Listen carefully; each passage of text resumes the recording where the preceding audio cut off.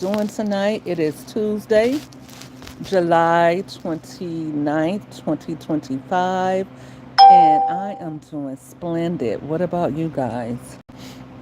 Come on in, come on in. Replay game. Thank you in advance. I want to thank you right now before I get started. Thank you for tuning in and watching the video. Let's have a conversation about DV in the African American community. Like, what's going on with that? Every other day, some woman, and it does happen to men as well, but DV affects way more women than it does men, right? Let's have a conversation about it tonight before um, we turn it in. Let's wind down with some good convo. You guys know how I like to do. I like to come in here sometimes in the evening after I had my day and talk about some things that are important, things that are on my mind. I was gonna come live, but guys, listen, my eye swole up a little bit. It's feeling better today, but it was so itchy, and I got to rubbing it, and I feel like I have a sty. I haven't had a sty in years. It's been years. Okay, probably because I've been acting a fool on here talking about Peach McIntyre and all that. Did you guys catch my Peach McIntyre video that I put earlier? I put a few videos out. Hey Janet, how you doing, boo? How is your Tuesday evening going? And we're going to talk about DV in the African American community and what can be done to change it. Or if you guys have any experiences and you want to touch on it, I understand it's a very, very touchy subject. Oh, you have an asthma flare up? OMG. Let me tell you something. I was having asthma flare up after asthma flare up this year. It was awful, Janet. It was just awful. I was taking steroids left and right. It was like I couldn't catch my breath. I did better, but I felt like I was sick longer. I actually was at the urgent care on my birthday. Man, it's no fun having asthma. But my doctor was like, look, if you lose weight, you probably won't even need medication. Thank you guys for coming in and hitting the like button on your way in. So this month has been very easy for me. I blew 500 on my peak flow meter, and normally I blow about 400. So that just goes to let you know that losing weight and eating clean can help with all that stuff, depending on how bad your asthma is. Even if your asthma is bad, I've been working out. Yesterday, I was walking all over Kaiser.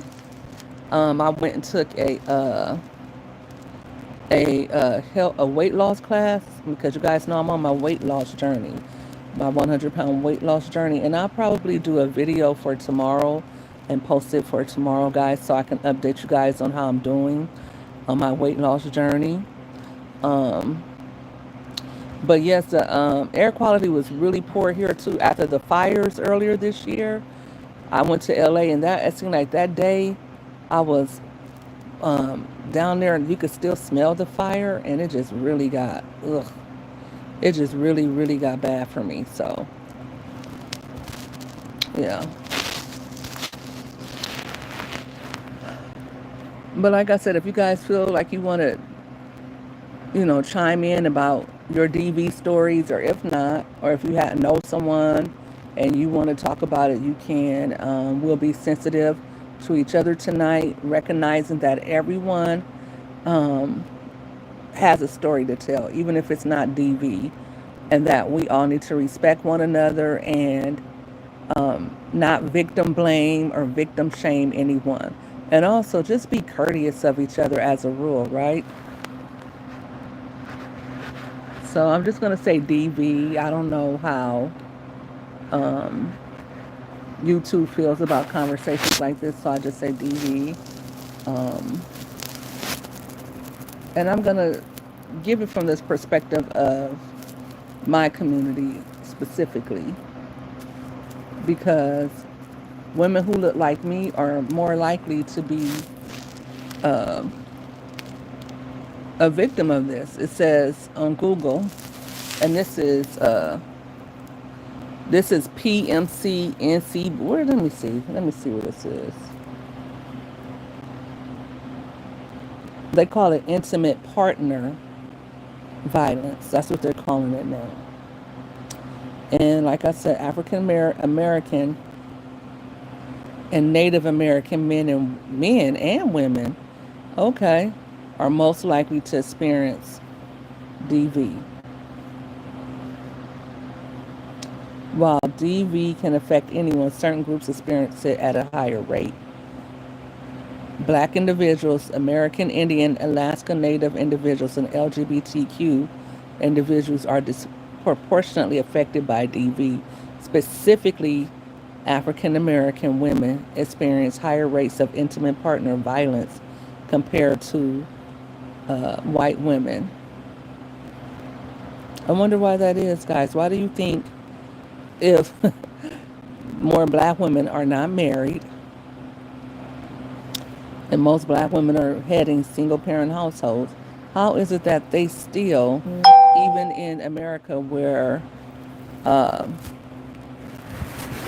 guys, please hit my like button for me. Thank you. I appreciate you for coming and stopping by and joining the conversation. Please participate. It makes this thing go better. And also, just do me a solid and hit the like button. That helps your girl out. And, keeps me enthused about being on here with you guys. I like coming on here, so show me a little love, why don't you? But every time I say hit the like button, y'all start leaving. Like it's so hard to hit the like button. That's crazy. Um, but like I was saying, why is that? It's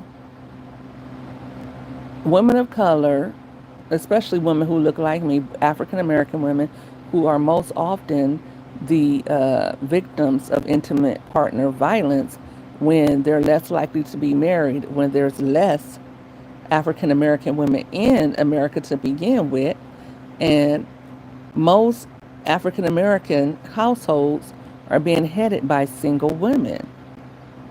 So how is it that we're still at the top of the leaderboard when it comes to being victimized? Why is that an issue for us? What is going to be done about it? How can we change it? I think for one, I am a girl mom. I don't have any boys, so I did my part right there. Um, and then two, a lot of people blame men for not being present for their children. But if you're a single mom, how is it that I think your kids, I think it's up to you to make sure your boys grow up to not put their hands on women. They have to have constructive outlets. They have to be able to uh, go to extracurricular activities, and you have to put them around men who you respect and who you know can be trusted to mentor your boys. Taking them to church, teach them about God, actually sit them down, because they say, the saying goes that women that families raise their daughters and love their sons. Right, hold men accountable for sure. I am going to hold them accountable for sure. Hold the phone. But at the same time, like I said, women are more often than not head in the household. And you wouldn't know this, Janet, but a lot of the times women are more likely to abuse their kids. And that's for a lot of reasons. And number one is because they're the single parent. They're the only parent in the household, right? And then two, they have a lot of stress on them because they're parenting alone, they're working and taking care of everything on their own. So when it comes down to their kids, they have a short fuse, right? And so they're more apt to hit than talk and sit down and have a conversation with their kids. So you have men growing up with mothers like this who quite often But they like a lot of times you'll see women. They'll give their son their purse to carry. They'll tell their son to open the door for them, and they'll treat their sons like he's the man of the house. They'll tell him, "You are the man of the house," right? And they'll put a lot on that son, and they'll perhaps put the son down, and they'll they'll actually model the behavior that the son is going to partake in as he gets older. What do I mean by that?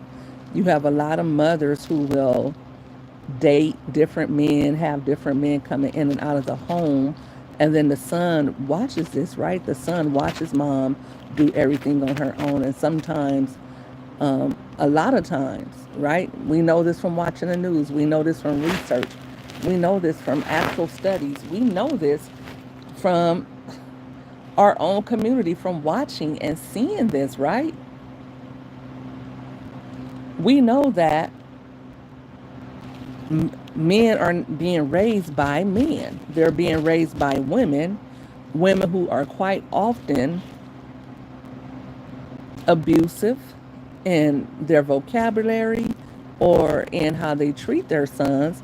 And also, women are showing their sons this is how you treat a woman by the treatment they receive. So, what am I saying? If I'm a mom and I allow my children to see me be abused, no matter who it is by, if it's by their father, if it is by, if I remarry and it's by their stepfather, or it's another man, if I allow this man to come in and be abusive to me and my children, 9 times out of 10, my son is going to be abusive because he's learning not that this is not how you treat a woman. He's learning this is how I can take my anger out, my frustrations out on women. So it starts there, right? And I don't care if it's a single mother that's raising his son or if it's a couple that's raising a son. You have got to raise your sons to understand that they are supposed to protect their women, not abuse them. And I mean, when I was growing up, I'll be honest, I didn't get to see women be respected. I didn't get to see women be treated right by men. I saw a lot of abuse growing up. I'm just going to be honest. And what it made me think was that I couldn't trust men.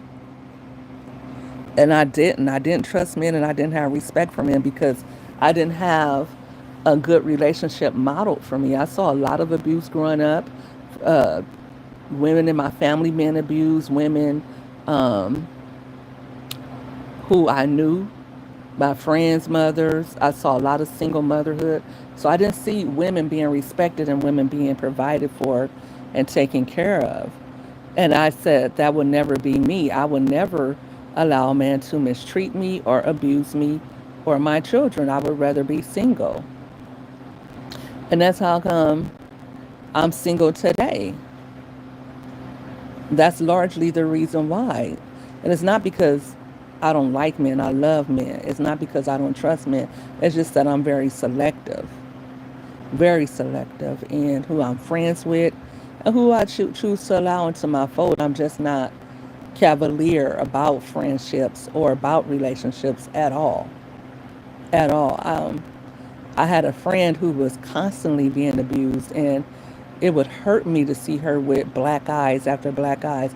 And she had several children, and her children saw this, and they were displaced. I mean, it was the worst that you can think of. And then several years passed, and I had lost contact with her, and I thought he had finally did something to her, right? And I thank God that that never happened. But this relationship has been going on for decades, and this man is as mean as a person can be to someone. Like, no love whatsoever there, just abusive. And I remember when she first met him, and I was like, girl, don't ever bring me around this guy again. I remember that.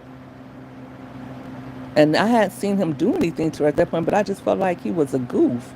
He was really like, you could tell, and we were young. But I said, absolutely not. I didn't live with a man until I married my husband. And my husband used to kind of, he used to be off the chain. I couldn't do it. I couldn't do it. No, get somebody else to do it. And he never put his hands on me, but it was just the way he would talk when he would get angry, and it was just some of the things he would do and say that were just way too much for me. And I loved him, and when we were getting along good. But it was those things that he said and did that made me feel like I can't do this, and I refuse to do this. And that's what ultimately led to our divorce. We tried it again, even after divorce. We tried to live together again, and he was a lot better at that point. He wasn't like he wasn't he was more calmer. He had gotten older and wiser, because a lot of times, but he was a single he was the son of a single mother. His parents were married, but he would tell me that he saw his father abuse his mother, right? And he remembered that. His mother also told me that as well, that her ex-husband would abuse her. And one time, it was the last time, and she just got her brothers, and they packed up all her things, and she took the kids and left. And I don't think she ever laid eyes on him again. And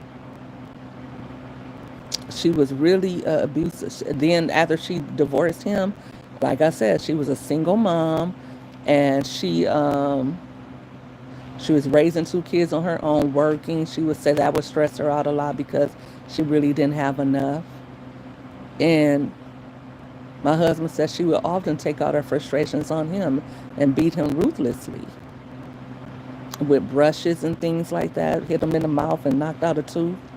So you got to imagine, he's seen his father abuse his mother, and then his mother, when she was raising him on her own, she abused him as well.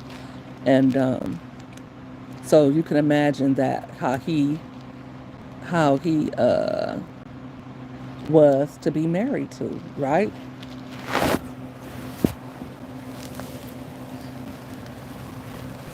But I didn't want my kids to see that growing up. I didn't want them to see arguing and all of that different stuff. I didn't want them to see that. And you know, we did a lot of breaking up to make up, so the kids were privy to that, which I'm not proud to say, right? I'm not proud to say that my kids witnessed me going back, going through the different motions with their father. But that ultimately, in the end, I chose me, and I chose them. I couldn't allow them to be a part of anything toxic, anything that was a distraction from me raising and loving them. And now my kids, and even then, um, that was an issue, because I feel like my husband knew I would always choose my kids first. I would always choose them first. They came first. And I feel like he felt like he should come first as my husband, but I didn't feel that way, because it just wasn't that type of marriage for us, where I could say, okay, you come first, and the way a marriage is supposed to go. But I loved him to death. I loved him. I loved him, absolutely loved him. Like I said, we got a divorce, and I still gave it another go with him.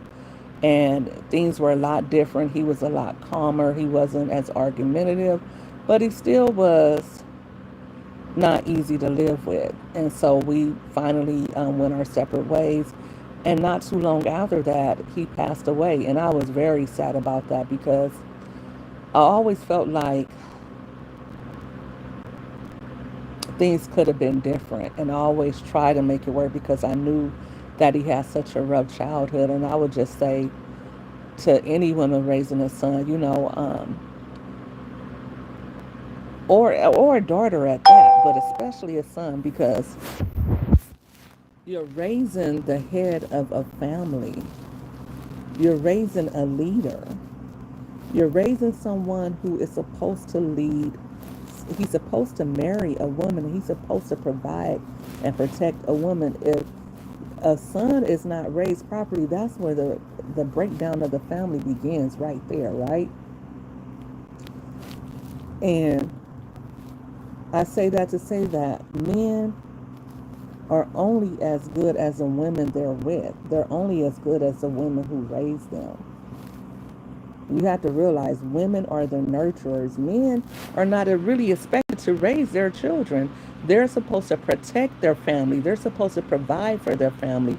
So if the man is out slaying dragons and if the man is supposed to put his life on the line, then who is the one that's supposed to take care of the children? The mother. So the woman has to pick wisely. You have to choose very wisely who you are going to have your children with. You have to make sure this person has a good head on their shoulders, that although men can be aggressive and although men can be, you know, they can have that testosterone pulsating through their veins, and they have to know how to control themselves. You have to marry someone like that who can lead the way, who has a and who's aggressive when he needs to be, but also calm and cool headed in any given situation. Like, hey, that's my man. He don't get him twisted. He just look like that. He just act like he calm, but mess with one of his family, mess with somebody over here. That's who a man is supposed to reserve all that aggression for, right? For taking on the world, for stopping anyone from coming into his pride, for lack of a better word, like a lion. He's supposed to protect his family at all costs. He's not supposed to be fighting his wife and going against his wife. No, his wife is supposed to be his crown jewel, his children, his heirs. So, women, if you don't select a man who feels that way and who responds to the world that way, then you're kind of doing yourself and your children a disservice right then and there. And I hear a lot of them say, oh, he love bombed me. He was this way or that way. If you're a grown woman, how can you be love bombed? You got to have some type of wisdom and discernment. You don't know what's real from what's fake. And yes, we make mistakes. But when you make a mistake, you don't have to live with it. If you met a man who has a problem, then you need to resolve it some kind of way. There's this woman, I don't know her name. Her name was Kiara. Her name was Kiara. And this was like one of the saddest stories, because I'm always coming across these stories, and I always scroll past them, not because I'm unsympathetic, not because I don't care. It's because I am an empath and I care too much, and it just really burns me up and hurts me. Who remembers that movie, The Burning Bed, with Farrah Fawcett? Remember that movie, The Burning Bed, when finally she got tired? I mean, she had been getting abused for years. That man would just abuse her, coming and going. Every time we turned around, he was just doing something to her. And finally, woo, that was like probably the first movie, and that probably was one of the, if I'm being honest, that was probably one of the things I watched when I was younger. And I saw The Burning Bed when I was probably like, I know I was real young. I was real young watching The Burning Bed. But that was one of my favorite movies. I don't see it come on anymore. Have you guys saw The Burning Bed? Have you ever watched The Burning Bed with Farrah Fawcett? I want to watch that tonight. That was a good movie. Um, that came out in 1984. So yeah, I must have been 6 years old watching it. I sure did. That was a true story. I'm gonna look it up real quick. It came out in 1984. The Burning Bed is a 1984 television drama film starring Farrah Fawcett, Paul Lamont, and Richard Masur, based on the 1980 nonfiction novel of the same name by Faith McNulty. It follows battered housewife Francine Hughes in her trial Oh yeah, we all see. You know what? I don't know who's watching a replay, um, because that was also, a cultural reference for many years. You don't hear anybody talking about the burning bed, but when you would think about that, but she set fire to him, and after 13 years of domestic violence at his hands, Farrah Fawcett used to play in some good movies. Um,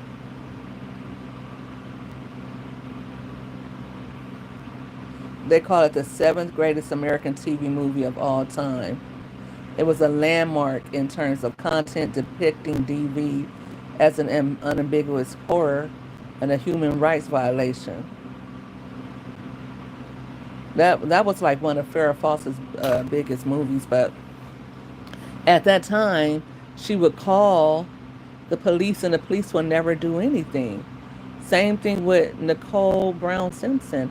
She would call the police, and the police would hear him in the background. They would see all of the bruises, and I think he finally got probation. But a lot of times they would come out and they wouldn't do anything. Like they would say, "Oh, if the police came out, they said I didn't see it." So you kind of had to just, like, 86 your husband, or you had to wait till he went to work, wait till, like Farrah Fawcett did, she waited till he got drunk and fell asleep, or you wait till something like that, and you would disappear with your kids. And back then, you could disappear and nobody could ever find you. We didn't have the internet and things like that, right? You can, like, go to another state and just never look back. And that's kind of what you got to do if you find yourself in these type of situations.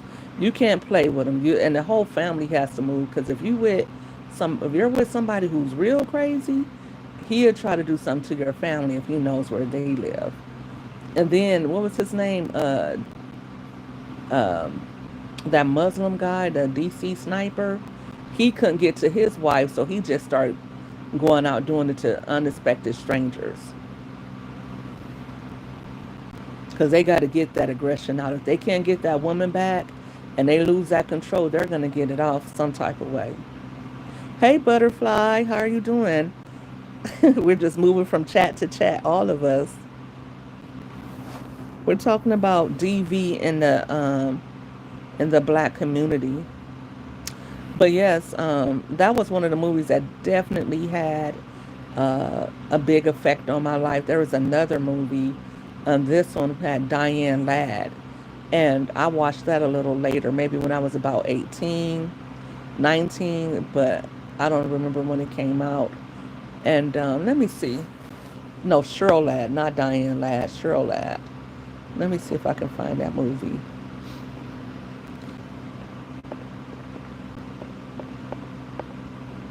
Because back in the day, no, that's not Cheryl Ladd. What's her name? She was also one of the Charlie's Angels. What was her name?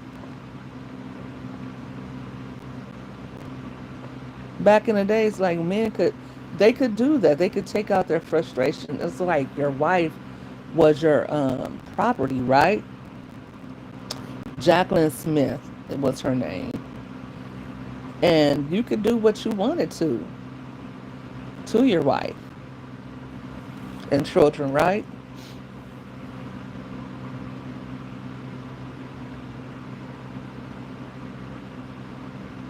So nowadays, that's different. Um, you can't do what you want to your wife and children.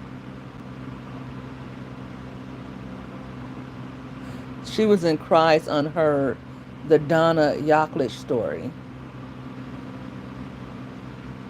And that came out in 94. Okay, so yeah. And it's based on a true story. Um, she ended up 86 and her husband, Dennis, when she returns to her hometown in Colorado for California for the summer. Um, and he used to take his belt off and whoop her.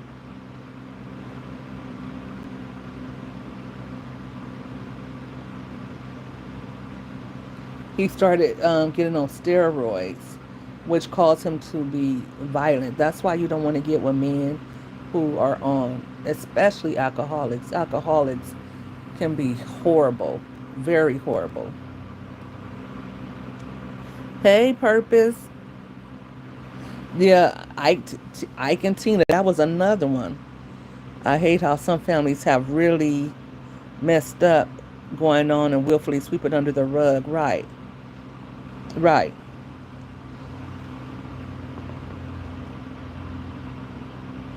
How are you doing tonight, Purpose? Thanks for joining us about this very, very, I think, important conversation on DV in our community. And nobody could talk about it better than us, right? We've all seen it. We know someone. Hopefully, none of you have been through it, but we know someone or we witnessed it hands on, right? Growing up, we've seen it. We've heard our parents talking about it. Oh, such and such. I remember I used to hear growing up, oh, oh, her old man jumped on her or something like that. I remember one of my mom's friends, we were there and he chased her. I don't know why he did that. I don't know why he did that. I was very young, and I don't know, my mom remembers why, but I remember he jumped on her and he chased her outside. And I mean, he beat her like a man and her eyes shut. That was the first time I saw a woman with her eyes shut. He hit her so hard, her eyes shut. And I just remember thinking, I never want to come over here again. I never want to be around those people again. It was very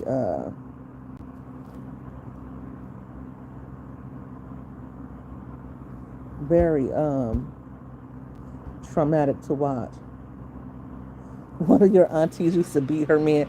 Girl, you know what? I never really saw that happen, but I do know women who will pick at their man.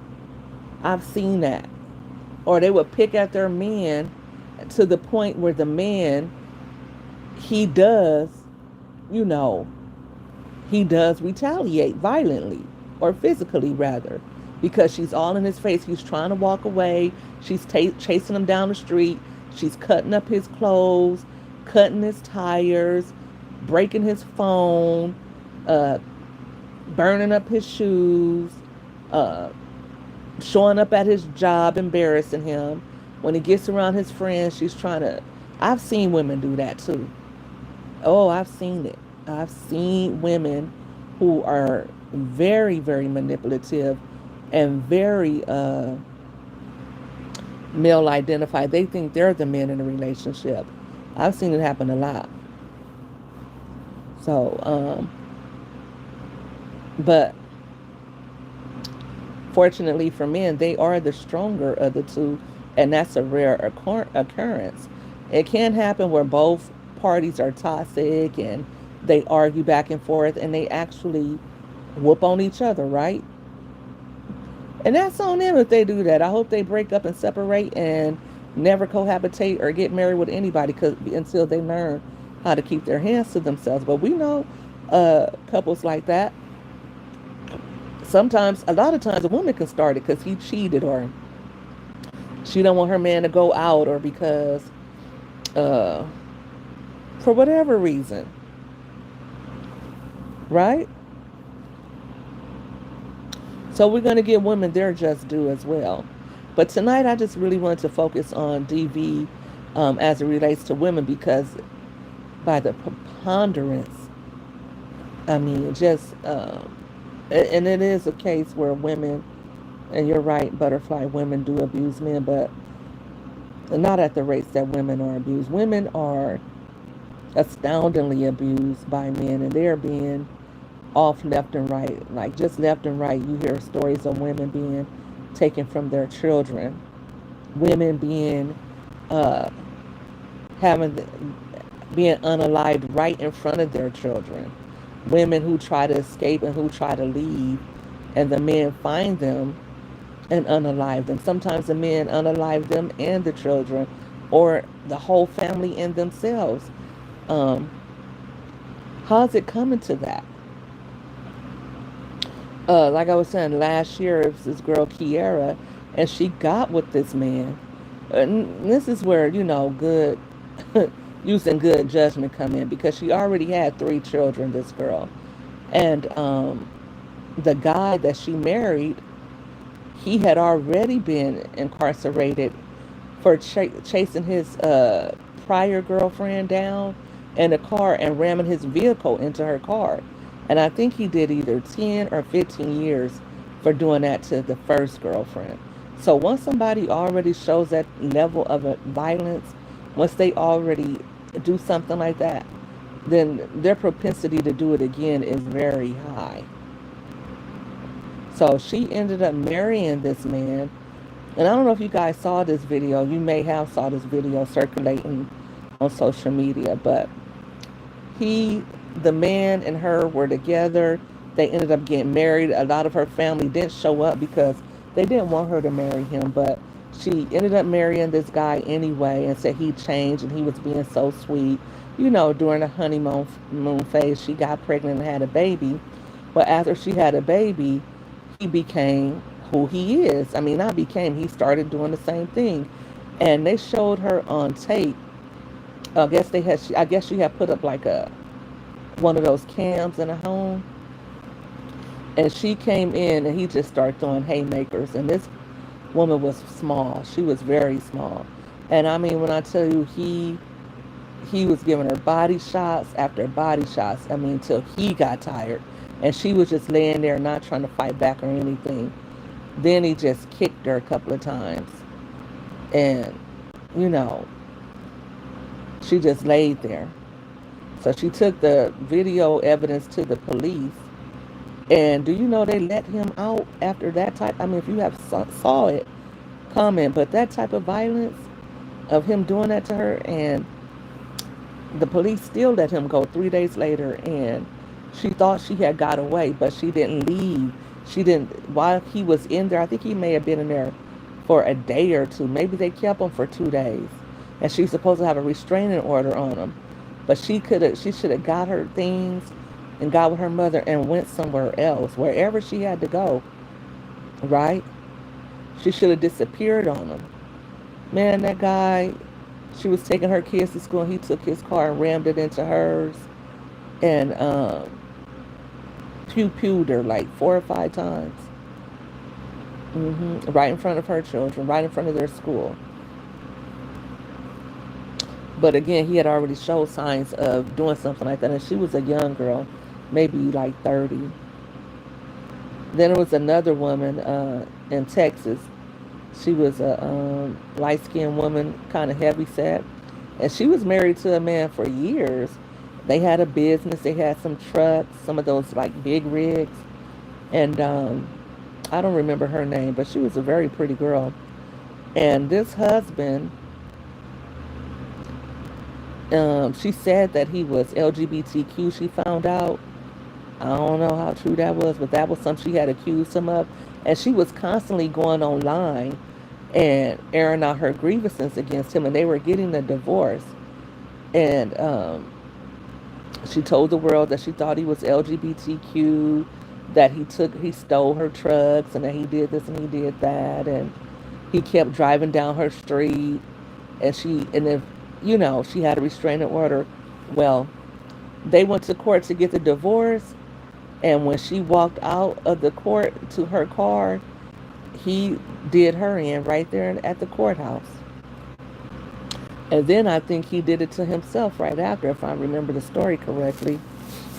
So I hope, this is not triggering anybody. But you think it's a gradual deconstruction? They do more and more each time until boom, right. Right. That's exactly how it happens. It's like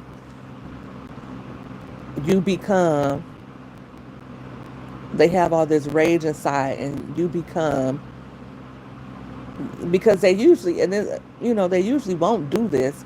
And if you have ever seen a man like that, he's usually not like that with other men, right?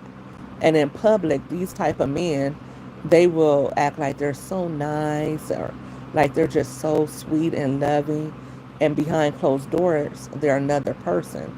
Like I've seen men be helpful to older women in the store, and they act like such gentlemen to the point that no one would believe how violent and disturbed they truly are, because they're narcissists. They don't want anybody to know that this is who they are. And they, everything that goes wrong in their life, from they can't find a shoe until they got fired from work, until somebody else assaulted or slighted them, it becomes your fault. I seen the case where a woman caught her BF sleeping with another man. She tried to blackmail them for money. I seen that too. I seen that. I think I saw that on I saw that as well. Hmm. I can't remember where I saw that at, but I either read about it or I saw it, or I heard that somebody, or that was one of the stories. Or she got unalived in traffic. What? Now that's something that you just don't play with. You just go on about your business, and you let him go on about his. Because sometimes if you catch them, they might just try to do that anyway, just because you caught them, and just because they don't want people to know that bad, and you know their secret, right? Some things you just gotta, Sometimes I remember this woman I worked with, and she was an older woman. At that time I might have been like in my 30s, so she might have been in her 50s. But I really liked her. I like older women who have game, who have experience in life, and who can really school you, right? And she was telling me how she was married to this man for years, but she said I had to make him think that he broke up with me for another woman, because he was the type that was very jealous, and if he felt like I left him, he would have gave me problems, right? So sometimes, women get away because the man gets with another woman.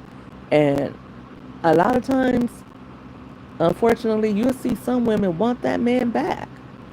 They'll want him back. And men, even if he is the worst abuser, he won't do that to everybody. I would have taken that with me forever, my best kept secret. That's so dangerous and scary. Right. Because they unalive, some of these transgenders, when they find out, or they probably already knew, because they don't want their desires to get exposed. Yeah, but I just was thinking about it, and I really wanted to go live and talk about it, meaning like with my video camera on. But today has been a day, and I hadn't gone live, and I wasn't really going to come live today. But I said, you know what, go ahead and talk about this subject. Hopefully, somebody hears it, and if and I'm going to put the national number for DV in the comments as well, in the excuse me in the description. But hopefully, a woman who is going through this, that she hears this live, and makes a change for her and her children. Or hopefully, a man hears this and decides to go get help. Because if you feel like you have to put your hands on a child, and a lot of times if somebody is doing that to a woman, if there are children involved, they're doing it to them as well. They're not just holding their composure because a kid is there. They're doing it to the woman and the children. So women, if you're mothers and you're going through that, you need to get out of that, because it's not cool to put your kids through that. They can't make decisions for themselves. So you owe it to your children to get out of relationships like that. Your kids deserve better than to be in that type of predicament. As a matter of fact, if you are involved in the DV situation and you do not get out, and you do not seek resources to get out of that situation, your children can be taken from you, because it is abusive to allow your children to watch you get put in that situation because it traumatizes a kid and it sticks with them for life. And then also, it's unsafe for a kid because some kids may try to intervene. I don't know if you ever seen a kid jump in like, leave my mama alone, leave my mama alone, and that child can get hurt, right? Or uh, that parent might take out their frustrations on the child when the mother is not around, or they just might, one day blow up and decide that they're going to do something to the mother and the kids. So you got to keep your kids safe. You can't say, oh, I'm protecting my kids. You are not protecting your kids if you allow them to see you be in a domestic violence situation. You're doing the exact opposite of protecting your kids. That's neglect and that's abuse.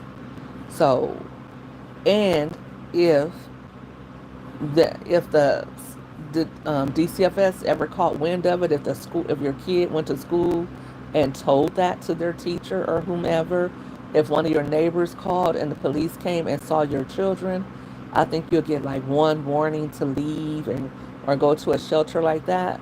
But if you don't leave, uh, the person who was doing that to you, then the next time that they came out or heard something, they would take your kids. And you would have to prove that you have moved and you no longer have contact with that person. If you still have contact with that person, they will not allow you to have your kids. And I know a lot of women who have gone through that, who have lost their children because they were in domestic violence relationships. And also, uh, they didn't leave. They stayed with the man. Either the man wouldn't leave or they refused to leave their man. And they couldn't get their kids back, or they got the kids back, right? Got the kids back and still went back to the man. And, a kid shouldn't have to grow up like that, fearing what if this man comes back, fearing what if he does it again to mom? What if he hurts my mom again? What if he hurts me? A kid shouldn't have to go to sleep in fear of their lives. So, like I said, make a plan. A lot of women let the man know, I'm leaving you. Don't say I'm leaving you. That's the worst thing you could do is to tell anybody that. Heck, if you told a woman I'm leaving you, she might attack you. If you're a man, she probably get crazy with you too. So definitely if you tell somebody, if you got, like I said, if you don't have a man that has his a good head on his shoulders and he's calm, cool and collective, and yeah, it might hurt him and yeah, he might cuss you out or something like that, but he's gonna get his stuff and leave or tell you, you know what, um, I don't gotta leave. This is my house too. I'm paying rent here too. You can go everywhere you want to go, but I don't have to leave. You know, you might have one of those, but if you know that you have a man that is already abusing you, make you a plan and be quick about it. Let your friends and family know what you're doing. Don't just tell anybody where you're going because he might try to come to them. And then sometimes, and don't have your friends coming to pick you up thinking, oh, I'm going to have my friends come or I'm going to have my family come over and assist me with moving out. No, he catches you guys doing that and he's going to turn his anger on them as well. Because I've seen that happen a lot too.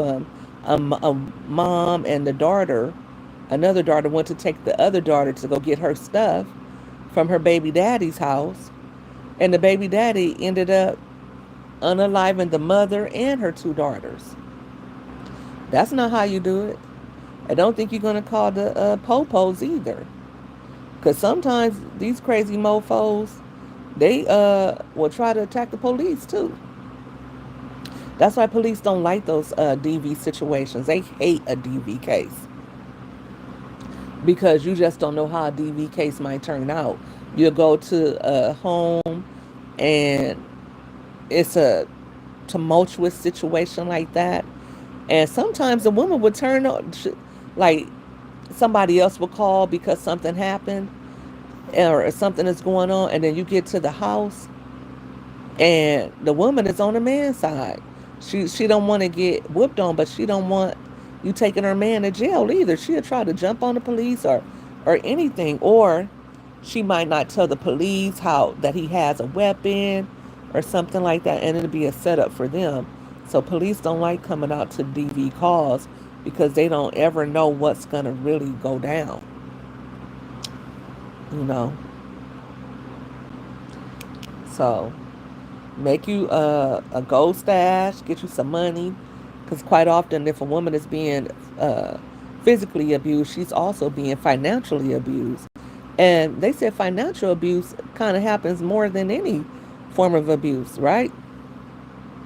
And financial abuse isn't just you're not allowed to work and he works and keeps control over all the money. That's one way to financially abuse you, but it's also a man uh, running up your credit, a man gambling all his money and you have to pay all the bills, a man, you guys have a joint account and you guys don't have money to pay your bills because he's spending money recklessly or on other women. You find out he has been spending your money on other women. Or this is my favorite one, where the woman is the sole bread winner.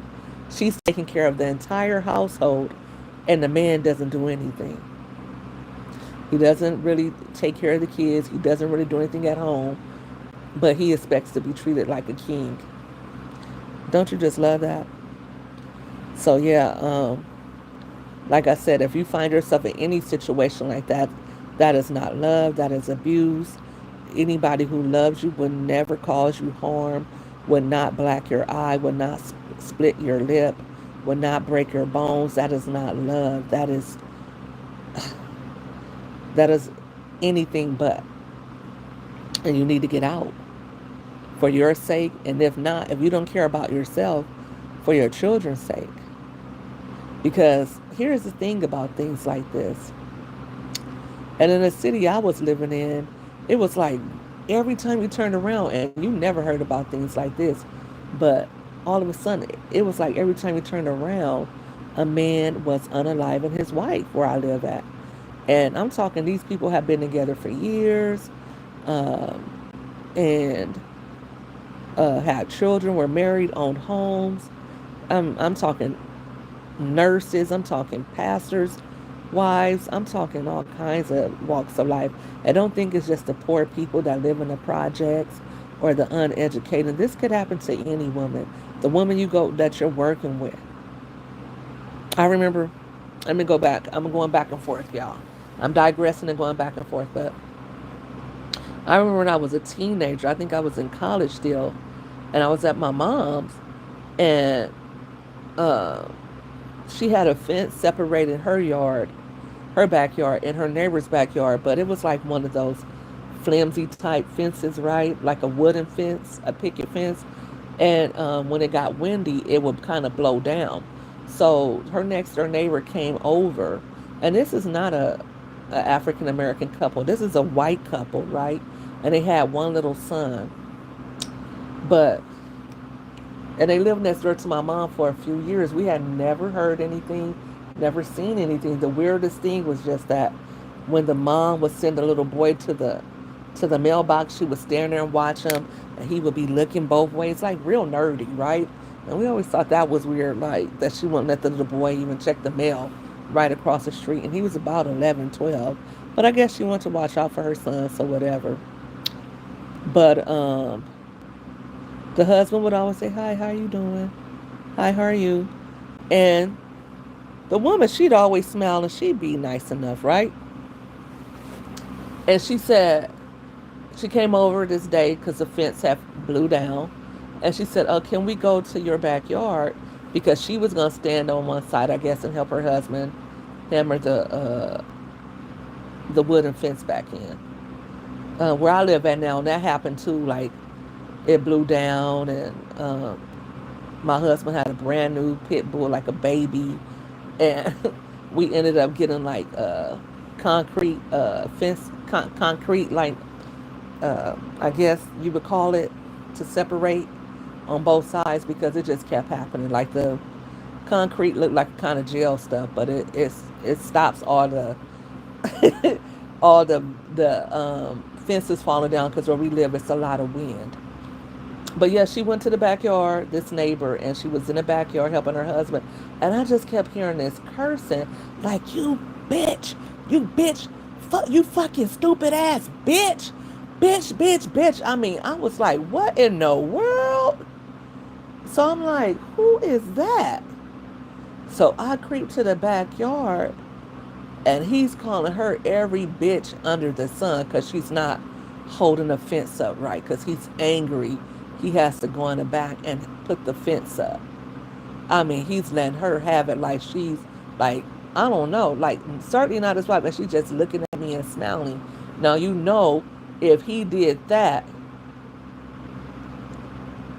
just for that, you could imagine what was going on in their household.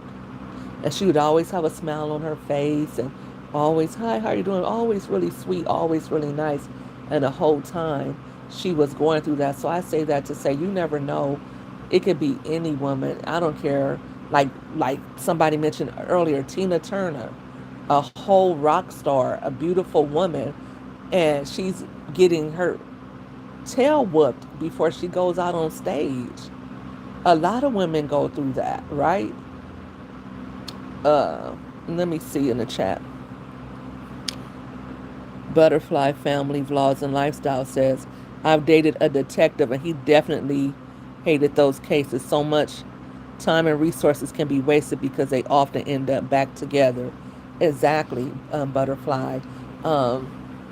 Even if the man goes to jail, the woman won't show up to court, and they don't have to because victims don't have to testify, and they can drop charges, and but the DA can still pick it up, but a lot of times they won't pick it up or they won't do as much time because the victim didn't testify, right?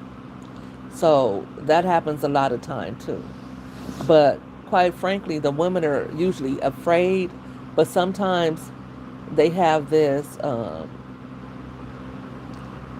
disbelief, this feeling that they love their abusers, right? That they love him. Oh, if I would just not argue with him, if I would just clean up right, if he doesn't mean it. He had a lot going on at work. They make excuses for him, and there's no excuse. That's a man child. A little boy might stomp his feet and might fall out and have a tantrum, right? And I'm talking a 2-3-year-old. But by the time he's 5 or 6, he should be taught. That's why don't let your sons or your daughters get away with that type of stuff. Teach them how to regulate their emotions, teach them emotional intelligence so that when they get to school, they know how to go sit down somewhere and behave. That is taught. That is conditioned. Self-control and restraint is a learned behavior that you have to teach your toddlers and you have to teach your preschoolers so that by the time they are 5, they are able to mind their manners. Right? And that's on the parents. Very rarely can you say you have a child that was raised correctly that is violent, or that you gave that you raised in a household that was free of violence, and that it just comes from how a child learns. Violent behavior is learned behavior. It's learned. Like we know people like that. Like they never were told no. They always got away with everything when they were kids growing up. They didn't really have any responsibility. Maybe the father was present, maybe he was not. Right? And then when the child started showing signs of a lack of a self-control, for a lack of better words, when they start showing signs of deviant behavior in the school age years, excuses were made for them. One excuse after the other was made for them. And that child may have been allowed to disrespect their parents, or they may have been allowed to be disruptive in a home with very little restraint. So then when they get older, now not only are they abusive, they can't control themselves. And parents, you got to take the blame for that unless your child has some type of psychotic, condition. And even that, when medication, even that can be tempered. You can still teach someone just because you have bipolar disorder, just because you have different mental illnesses, that doesn't mean you're necessarily be violent. Everybody who has mental illness is not violent. People just have to be held accountable for their actions. Thanks for the purple hearts, butterfly. And that's what's not happening. So then you have so many of us losing our life, and I know it's hard out here on black men, and I think that's kind of why they're taking it out on women too, because that's their safe place. That's the person that is most vulnerable because they don't have the guts to do it to another man. They fear going out into the real world, and you know they take all that frustration out on the people that love them and the ones who can't protect themselves, women and children.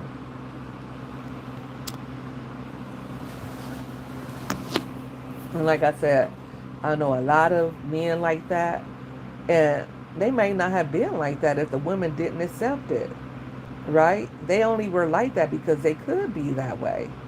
Because the women felt like, well, that's my man and I love him, and I'm not leaving him, and I'm not going to, protect my kids. That's my man, you know. And they make the excuses, oh, everybody fights or everybody has issues. There's nothing wrong with that. And I'm here to tell you it is. That's a trauma like you wouldn't believe. You're creating anxiety in your children. You're creating kids who fear, who don't feel secure in the world. You're making your kids feel like they have to always be on guard, because if they are at home and it's violent, how can they expect anything different from the rest of the world? And again, if you have sons, you are teaching them that it's okay to mistreat women. If you're the man that's doing it, or if you're the woman that is accepting it, you are showing your daughters it's okay for a man that you love to treat you this way. So not only will your sons become perpetrators, your daughters are more likely to become victims when they grow up. Because very rarely does a child grow up in that type of situation and not mimic that behavior. It's rare that people say, you know what, I'm not going to be like my mother, or I'm not going to be like my father. They're going to mimic that learned behavior when they get to adulthood. So don't be surprised. And there's nothing you can do once you put that in them, right? Like if you tell your kid every day to wash their face and brush their teeth, right? One day you're not going to have to tell them that anymore. I used to tell my daughter, my adult daughter who is 30 years old, I used to tell her, take your toothbrush and go in circles. Go start at the gum line and work your way down. And one day she was at my house. My daughter lived in another state at the time, but she was visiting. And she was telling my granddaughter, remember what I told you?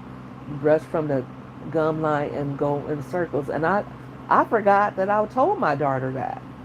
I know because she's so much older than her siblings, I know I told my other kids that, but my daughter remembered that. And that's the same way she was telling her kids to brush their teeth.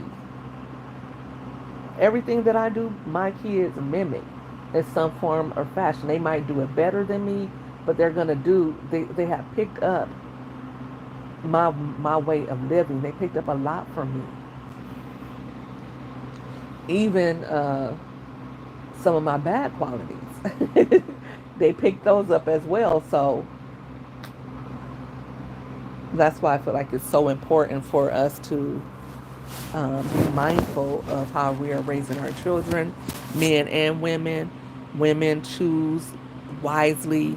Men, if you have childhood trauma, um, if you grew up in a home where men were violent towards women, then definitely see therapists. Go out and lift weights. Do whatever you have to do so that you're not that type of man, and you can be a better man to your children. So thank you guys for tuning in. If you have any comments or questions, if you're watching a replay, thank you for watching, and add your comments in the chat, or add your thoughts in the comments, because I know this is a very iffy subject. A lot of people don't. It's something that people don't want to talk about out loud. But even if you don't want to discuss it, or you don't want to put it in the chat, please talk to a therapist or your church clergy or a good friend or somebody if this is something that you're going through.